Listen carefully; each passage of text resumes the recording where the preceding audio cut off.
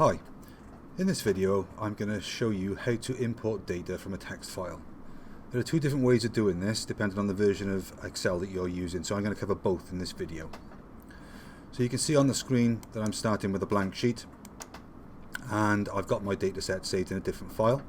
So in order to import the data set, I need to go onto the data menu, which is there. I'm going to go on to get data, and I'm going to come down from file and I'm going to select a text file. It's then going to ask me to select which file I want to use. So mine is saved on the desktop, so you have to navigate to where your file is saved. Mine's in this folder here, and Spreadsheets, and this is my data file, so I'm just going to double click it to accept this file. It then starts a wizard, so this is where it differs. So I'm going to take you through both processes. So if this doesn't look like yours, that's fine, don't worry, I'm going to show you the other way after I finish this. So this is a simple process.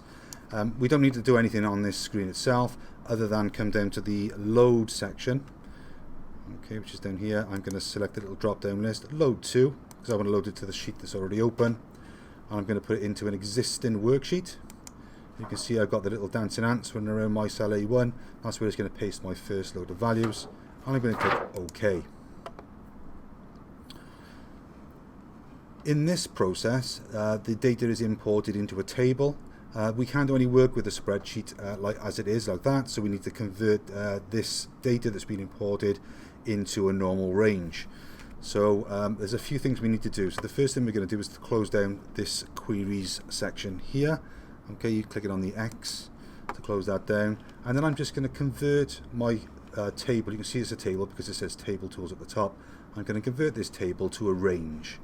I do that just by clicking on this button here, convert to range. Okay, it says it's going to permanently remove the queries. That's absolutely fine. Click OK, and you can see this removed the filters from the top, but this is now a range.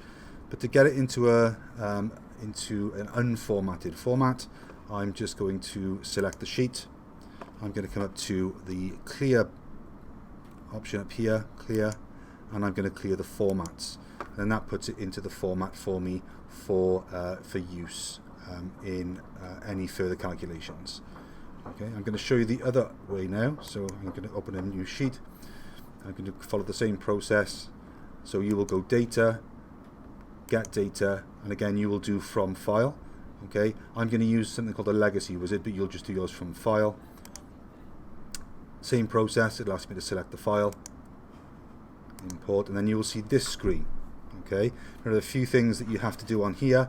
So the first of which is your data has headers. So you can see running along the top there, I've got my headers. So you need to select this box here and click next.